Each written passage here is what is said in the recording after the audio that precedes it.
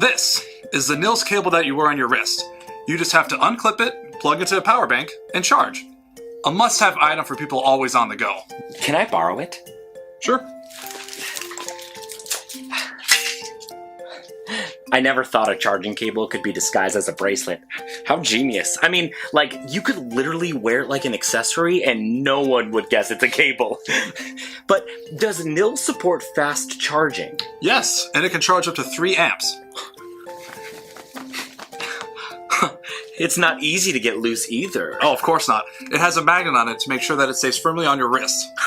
Can I keep it? No.